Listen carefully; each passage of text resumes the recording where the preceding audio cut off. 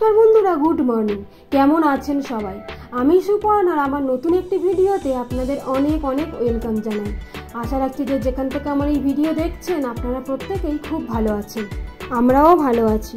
আর আজকে না রবিবার, আর এখন বাজে সকাল 7টা, আর আপনাদেরকে সাথে নিয়ে এখন থেকেই আমি আমার ভিডিওটা স্টার্ট করছি। তো ভিডিওটা দেখতে থাকুন, আশা রাখছি ভিডিওটা দেখতে আপনাদের ভালো লাগবে। তো উঠেছি কিছুক্ষণ আগে, আর তারপরে ফ্রেশ হয়ে নিয়ে এখন একটু একটু করে কাজে হাত লাগিয়েছি।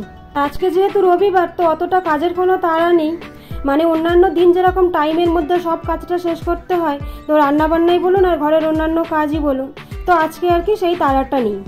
আর তাই রবিবার করেই আমার সব কাজই একটু লেটে চলতে থাকে। তো যাই হোক, ঘুম থেকে উঠে ফ্রেশ হয়ে নিয়ে তারপরে পুরো ঘরটা ভালো করে ঝাড়ু দিয়ে নিলাম, আর এখন এই যে চা করে নিচ্ছি। আর আজকে আমাকে আর সকালবেলা খাবার দাবারটা করতে হয়নি, সকালের খাবারটা তো বাজারে গিয়েছিল, ওই সেই সঙ্গেই সকালের খাবারটা কিনে এনেছে। আর মাঝে মাঝে এইরকম হলে বেশ ভালো হয়। প্রত্যেক দিন তো এই রুটি পরোটা একইভাবে খেতে ইচ্ছা করে না, তো মাঝে মাঝে যদি এইরকম একটু বাইরে খাবার হয় আর কি, তো মন্দ হয় না। কালকে আমি বলেই রেখেছিলাম যে আজকে সকালে আর খাবার দাবার বানাবো না, সকালের খাবারটা তো বাজার থেকে কিছু একটা কিনে নিয়ে এসো। তো ওই আর কি পেটা পরোটার ঘুগনি এনেছে, তো ওই দিয়েই আমাদের টিফিনটা হয়ে গেল। আর তারপরে না টিফিনটা করেই চলে এসেছি ছাদে। তো আজকে খুব রোদ্দুর দিয়েছিল, তাই ভাবলাম ঘরে যে কটা জামা কাপড় আছে আর কি কাঁচা, তো ওগুলো তাড়াতাড়ি কেচে নিই। আর এরপর যে আবার কখন বৃষ্টি এসে যাবে তার তো কোনো ঠিক নেই, তো তাই আর কি আগে জামা কাপড়গুলো কেচে নিলাম। আর তারপরে নিচে চলে এসেছি, এখন ভাতটা চাপিয়ে দিলাম। আর এখন খুব বেশি বাজেও নি, ওই সকাল 8টা মতো বাজে।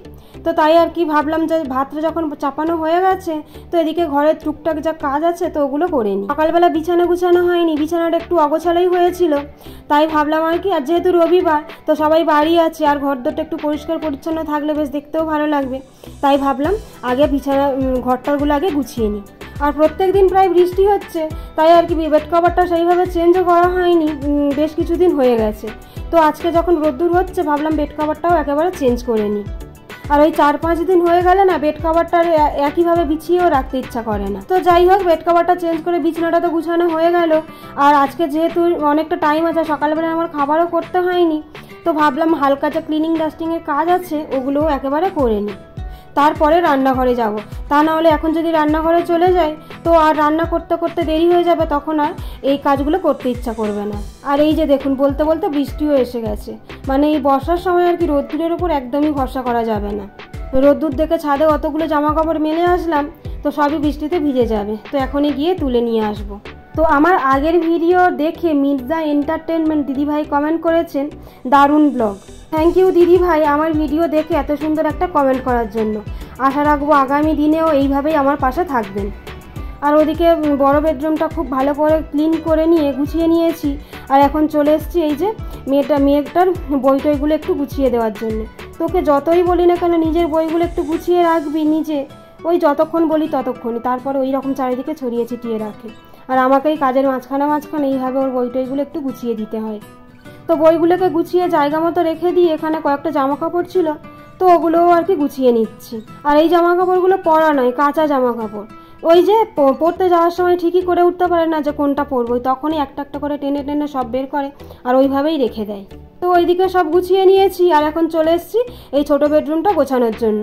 তো ভাবলাম ওইদিকে যখন বেড কভারটা চেঞ্জ করেই নিয়েছি, এই ঘরের বেড কভারটাও একেবারে চেঞ্জ করে নিই, একসঙ্গে আবার কাঁচাও হয়ে যাবে। শারমিন লাইফস্টাইল দিদিভাই কমেন্ট করেছেন, অনেক অনেক ভালো লাগলো। দিদিভাই, আপনি যে আমার ভিডিও দেখেছেন, আমার ভিডিও দেখে আপনার যে ভালো লেগেছে, আর আপনি এত সুন্দর একটা কমেন্ট করেছেন, তো তার জন্যই অনেক অনেক ধন্যবাদ আপনাকেও। আর সত্যি বলতে কি দিদি ভাইরা, আপনাদের কমেন্টগুলো যখন পড়ি তো তখন মনে মনে কিন্তু এত আনন্দ হয় যে সেটা আর কি কাউকে বলে বোঝাবার মতো নয়। তো যাই হোক, ওইদিকে কিন্তু দুটো বেডরুমই গুছানো হয়ে গেছে, তারপরে ওর বই টইগুলো যা ছিল ওইদিকেও গুছানো হয়ে গেছে। আর এখন চলে এসেছি এই ডাইনিং রুমে, এই টিভি ক্যাবিনেটটাও একটু পরিষ্কার পরিচ্ছন্ন করে নেব। আর এই জায়গাটা না প্রত্যেকদিন হাতও পড়ে না, তাই দেখছি বেশ ভালোই ধুলো জমে গেছে। আর কি বলুন তো, প্রত্যেক দিন না একইভাবে সমস্ত ফার্নিচারই বলুন আর সব জায়গাগুলোতে বলুন একইভাবে পরিষ্কার করা সম্ভবও হয়ে ওঠে না। আর সত্যি কথা বলতে কি সব জায়গাটা একইভাবে রেগুলার কিন্তু পরিষ্কার পরিচ্ছন্ন করার টাইমটাও হয়ে ওঠে না। তার কারণ ক্যামেরাতে যতটুকুনি দেখানো হচ্ছে তার বাইরে কিন্তু আমাদের আরও অনেক রকমের কাজ থাকে, যেগুলো সবটা দেখানো সম্ভবও হয়ে ওঠে না। তো যাই হোক, আপনাদের সঙ্গে কথা বলতে বলতে কিন্তু দেখুন অনেকটা কাজ গুছিয়ে নিয়েছি, মানে সব ঘরগুলো পরিষ্কার পরিচ্ছন্ন করা হয়ে গেছে। আর রান্নাঘরে এসে দেখলাম ভাতটাও হয়ে গেছে, তো ভাতের ফ্যানটা ঝাড়িয়ে নিয়েছি। আর এই কাজের মাঝখানে না আমি একবার এসে কচু শাকটা একটু সেদ্ধ বসিয়ে দিয়ে গেছিলাম আর কি। তো কচু শাকটাও দেখলাম সেদ্ধ হয়ে গেছে। দেন কড়াইয়ের মধ্যে তেল গরম করে ফোড়ন হিসেবে দিয়েছিলাম একটা শুকনো লঙ্কা আর একটু তেজপাতা। বাটা মশলাতে দিয়েছিলাম একটু গোটা জিরে আর একটু আদা। ব্যাস, তারপরে আমি যেভাবে করি তো সেভাবে করে নিয়েছিলাম। আর নামাবার সময় একটু চন্দুনি বা কেউ কেউ বলে থাকেন রাঁধুনি, তো ওটা একটু বেটে দিয়ে দিয়েছিলাম। ব্যাস, আর এই যে আমার কচু শাকটা মোটামুটি রেডি হয়ে গেল। আর কচু শাক এমনিতেই আমার প্রিয় খাবারের মধ্যে পড়ে, আর এইভাবে নারকেল দিয়ে কচু শাক তো খেতে খুবই ভালো লাগে। তো যাই হোক, এরপরে বাকি রান্নাটাও করে নিচ্ছি। আর রান্না বলতে এরপর ওই মাংসের তরকারিটাই করব। আর রবিবার দিন মাংস না হলে কি আর হয়। আমার আগের ভিডিও দেখে আমি পিকু দিদিভাই কমেন্ট করেছেন, লাইক দিয়ে দেখে নিলাম সকালবেলা থেকে কাজ সব কিছু পরিষ্কার করে রান্না করা, আর আমাদেরও সয়াবিন খেতে খুব ভালো লাগে। হ্যাঁ দিদিভাই, আর দেখবেন বড়দের সঙ্গে সঙ্গে অনেক বাচ্চারাও কিন্তু আছে যারা সয়াবিন খেতে খুবই ভালো। সোনিয়া নিউ ব্লগ দিদিভাই কমেন্ট করেছেন, আসসালাম আলাইকুম, কেমন আছো? আমি তোমার পরিবারের ফার্স্ট আপুমনি, ভালো লাগলো। তো থ্যাংক ইউ বোন আমার ভিডিও দেখার জন্য, আমাকে ভালোবাসার জন্য। আর আমি তো ভালো আছি, তুমি কেমন আছো অবশ্যই জানাবে। আর আমার যদি খুব ভুল না হয় তুমি বাংলাদেশ থেকেই বলছো, আর আমরা তো সবাই জানি ওখানকার পরিস্থিতি একটু খারাপ, তো তুমি অবশ্যই সাবধানে থাকবে। আর তুমি কেমন আছো অবশ্যই জানাবে। আর আপনাদের সঙ্গে কথা বলতে বলতে দেখুন আমার কিন্তু রান্না বান্নাটা পুরো কমপ্লিট হয়ে গেছে। আর এবার মাজা ধোয়া যা আছে ওগুলো করে নিচ্ছি। আর এরপর স্নান পুজো, ব্যাস এবেলার মতো কাজ শেষ। আর এতক্ষণ পর্যন্ত যেসব বন্ধুরা আমার ভিডিও দেখলেন, ভিডিওটি কেমন লাগলো কমেন্টের মাধ্যমে জানাবেন। আর যদি ভালো লেগে থাকে তাহলে একটা লাইক করবেন। আর আমার চ্যানেলে যদি নতুন হয়ে থাকেন তাহলে চ্যানেলটিকে সাবস্ক্রাইব করে পাশে থাকতে পারেন। আর অবশ্যই পাশে থাকা অল বেল আইকনটি ক্লিক করে দেবেন, যাতে আমার সব ভিডিওর নোটিফিকেশন আপনার কাছে পৌঁছাতে পারে।